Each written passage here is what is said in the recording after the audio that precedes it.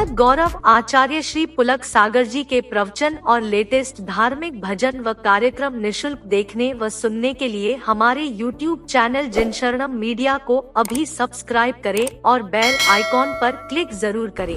सोचना है हम धर्म में जी रहे हैं या अधर्म में जी रहे हैं। एक गाय को देखना, भूखी मर जाएगी, मांस नहीं खाएगी, ध्यान रखना। क्यों? ये उसने किसी किताब में पढ़ा है, उसे किसी गुरु ने समझाया है? नहीं, वो अपनी प्रकृति में जिया करती है। एक बकरी प्राण गंवा देगी लेकिन मांसाहार नहीं करेगी, ध्यान रखना। एक गाय, एक बकरी, एक तोता, एक मैना, ये जब भी खाएंगे तो हरे फल खाएंगे।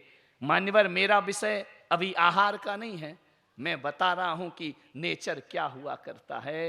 ये अपने धर्म को जानवर भी नहीं छोड़ा करता है, लेकिन दुर्भाग्य है आदमी अपना धर्म छोड़ दिया करता है। दुर्भाग्य है हम अपनी संस्कृति को भूल जाते हैं, दुर्भाग्य है हम अपनी सभ्यताओं को भूल जाया करते हैं। किस लिए आदमी का जन्म हुआ है, एक बार उसे याद रखना पड़ेगा। एक संत का काफिला जा रहा था जंगल से। क्या देखा? जंगल में एक आवाज आई कि ठहर जाओ, जिसके पास जो कुछ हो हमारे हवाले कर दो।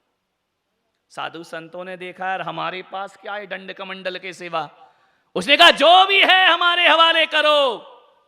साधुओं ने कहा तुम कौन हो? बोले मुझे नहीं जानते। आपके यहां की घटना है, महाराष्ट्र की घटना है। बोले मुझे नहीं जानते।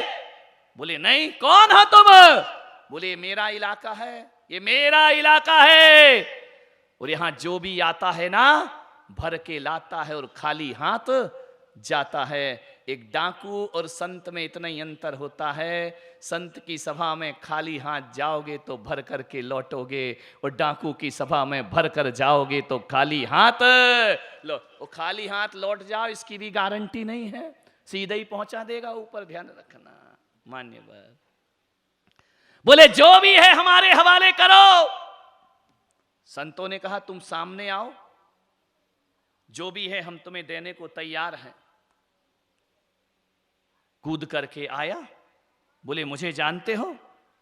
मैं इस इलाके का नामी ग्रामी डाकू रत्नाकर हूं, वाल्मीकि हूं मैं, ध्यान रखना। रत्नाकर? बोले हां। जो भी है हमारे हवाले कर दो।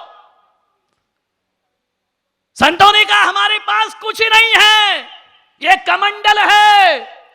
तो बोले इस कमंडल में जो भी हो, आजकल संत बहुत तेज हो गए हैं, पानी का रखते हैं और हीरे मोती भर लेते हैं, वो हमें दे दो। अब एक डाकू क्या सोचेगा, इससे ज्यादा विचार करिए। आदमी की सोच तो वही रहेगी जैसा वो जीवन जीता है। संतों ने कहा चलो भाई अपने अपने कमंडल दे दो। दे दिए कमंडल। जैसे ही डाकू आया उठाने के लिए, रत्नाकर आया। संतों ने कहा ठहर जाओ, एक प्रश्न का उत्तर दे दो। रत्नाकर ने कहा एक प्रश्न का उत्तर? देखो बाबा जी, ये प्रश्न तुम आनंद यात्रा में पूछा करो, हमारे यहां प्रश्न नहीं चलते, हमारा तो सीधा अटैक होता है, ध्यान रखिए। बोले ज्ञान की बातें यहां नहीं चलेंगी बिल्कुल भी। बोले ज्ञान की कोई बात नहीं है, बस एक प्रश्न मेरा है। बोले क्या? बोले जो लूट खसोट तुम करते हो, ये लोगों के घरों को लूटते हो, ये डोलियां लूटते हो, ये लोगों को मारते पीटते हो, इसका फल जानते हो क्या होगा? रत्नाकर ने कहा क्या फल होगा? जो होगा देखा जाएगा। बोले बाबा जी आप बताओ क्या होगा? बोले इन कर्मों का फल नरक मिलेगा। नरक तुम पाप कर रहे हो। रत्नाकर ने कहा नरक मिलेगा? नरक क्या होता है? बोले अच्छे कर्मों का फल स्वर्ग होता है और बुरे कर्मों का फल नरक हुआ करता है। तो बाबा जी क्या करूं? बोले क्यों करते हो ये सब तुम? बोले पत्नी के लिए, बच्चे के लिए, परिवार के लिए। बोले जाकर के जिनके लिए करते हो ना, उनसे पूछ कर आओ कि जब नरक मिलेगा तो कौन कौन तुम्हारे साथ नरक में चलेगा। अरे बोले बहुत तेज दिख रहे हो भाई महाराज बाबा, इतने तेज दिख रहे हो कि मैं पूछने जाऊं और तुम यहां से भाग जाओ, गायब हो जाओ। संतों ने कहा हम नहीं जाने वाले हैं। अरे बोले छोड़ो, कई संत देखे हैं, संतों ने कहा एक काम करो, तुमको विश्वास नहीं है ना? बोले नहीं, बिल्कुल विश्वास नहीं है। तो बोले क्या किया जाए? तो बोले ऐसा करो, हम सब संतों के हाथ इस पेड़ से बांध करके चले जाओ, और जब तक तुम नहीं आओगे हम यहीं खड़े मिलेंगे। जाओ प्रश्न पूछ करके आओ। डाकू को बात समझ में आ गई। अब लोगों को जो जैसे उन्हें वैसी बात समझ में आती है, सही समझाओ तो समझ आता नहीं है। उसने कहा कि ठीक है हम चलते हैं। जैसे ही घर पहुंचा, आंगन में मां बैठी हुई थी। मां ने कहा अरे इतने जल्दी आ गया, आज कोई ग्राहक नहीं मिला क्या तुझे? अरे बोले ग्राहक छोड़, बोले आज लूट खसोट माल नहीं मिला क्या? अरे बोले वो भी छोड़, आज मैं माल लेके नहीं आया हूं, आज प्रश्न लेके आया हूं। अरे माँ ने कहा पागल कहीं का, तू क्या जाने प्रश्न क्या होता है, तू तो ये बता कितना लूटा है। अरे बोले माँ एक प्रश्न का उत्तर दे। बोले क्या? बोले एक बात बता, जो मैं चोरी करता हूँ, लूट खसोट करता हूँ, इसका फल क्या होगा? माँ ने कहा मैं माँ हूँ, माँ कभी गलत नहीं बोला करती है। देख रत्नाकर, इसका फल यही होगा, तुझे नरक में जाना पड़ेगा। बोले मुझे नरक में जाना पड़ेगा? बोले हाँ। बोले मैं तो तेरे लिए करता हूँ। माँ ने कहा वो तेरी सोच है, तू कैसा करता है, ये तेरा काम है, मैंने लाख समझाया तू यही करता है। बोले माँ एक बात बता दे, तू मुझे कितना चाहती है? बोले बहुत ज्यादा चाहती हूँ, प्राणों से भी ज्यादा। बोले माँ जब मुझे नरक मिलेगा तू मेरे साथ नरक चलेगी। माँ ने कहा कहां तू 30 साल का, कहां मैं 80 साल की, मैं तेरे साथ नरक कैसे जा सकती हूँ? बेटा एक बात ध्यान रख, मैं पहले चले जाऊंगी और तू। रत्नाकर के दिल में चोट लगी कि माँ कह रही है मैं तेरे साथ नरक नहीं जाऊंगी। बोले चलो बीवी से पूछते हैं। बीवी खाना बना रही थी, उसने कहा इतने जल्दी आ गए? बोले बकवास बंद कर, ये बता यदि मैं नरक जाऊंगा तू मेरे साथ चलेगी? बीवी ने कहा पागल है क्या, दिमाग खराब है क्या तेरा, तेरे साथ मैं नरक चलूंगी? बोले अरे तूने तो 7 जन्मों की कसमें खाई थी। बोले वो पंडित ने खिलवाई थी। मुझे तो आज भी याद नहीं कि उसने बोला क्या था। मुझे तो लग रहा था जल्दी चक्कर लगाए छुट्टी पाए। वो पंडित खा रहा था, अपन खाए जा रहे थे। बोले काय का 7 जन्म? अरे उसने कहा पागल तू मजाक मत कर। बोले नहीं मैं बिल्कुल सही बोल रही हूं।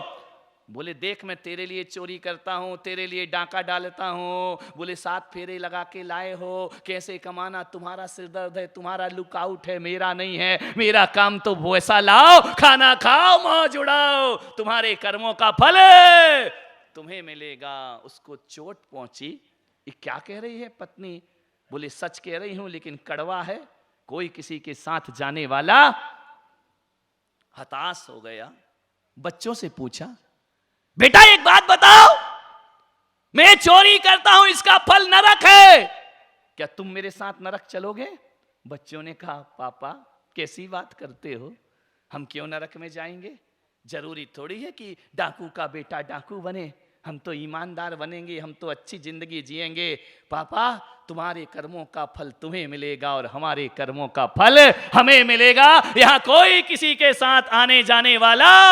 उसे लगा यार किस भ्रम में जी रहा था मैं, किस में पड़ा हुआ था, किस बातों में पड़ा था। लौट करके आया ढीला ढीला थका हुआ सा, गया था तो बिजली की चमक के समान गया था, आया तो ऐसे लौटा जैसे जुए से कोई हारा हुआ जुआरी लौटा करता है। जैसे ही लौटा संतों ने कहा रत्नाकर उत्तर मिल गया? बोले हाँ संत जी उत्तर मिल गया। बोले क्या उत्तर मिला? बोले जो जिंदगी में नहीं मिला वो उत्तर मुझे आज प्राप्त हो गया। किस भ्रांति में मैं जी रहा था, परिवार के लिए, बच्चों के लिए, बेटों के लिए। बोले उत्तर क्या मिला?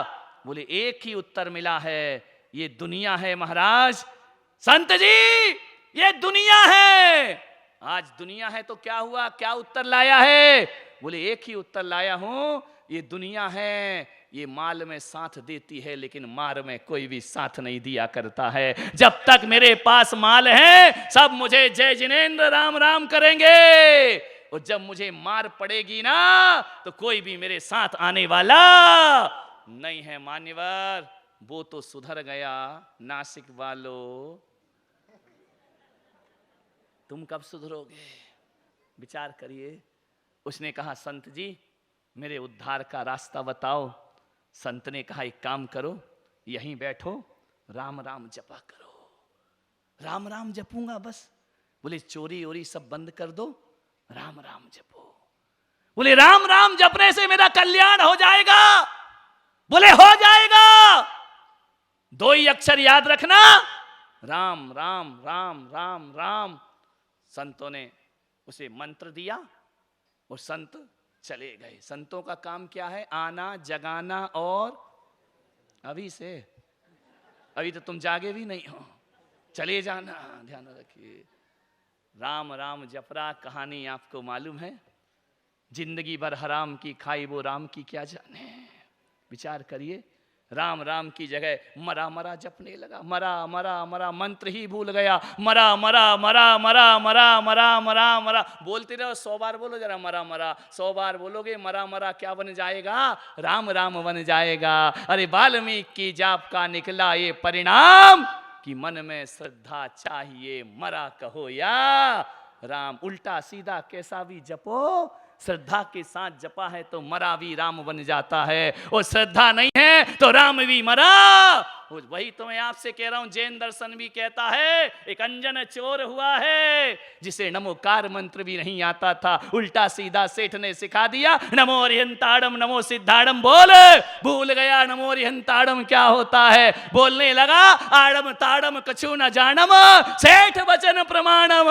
आड़म ताड़म कहकर भी अंजन जैसे चोर देवत्व को प्राप्त हो जाया करते हैं। आपसे निवेदन है, मंत्र गलत हो जाए तो चिंता मत करना।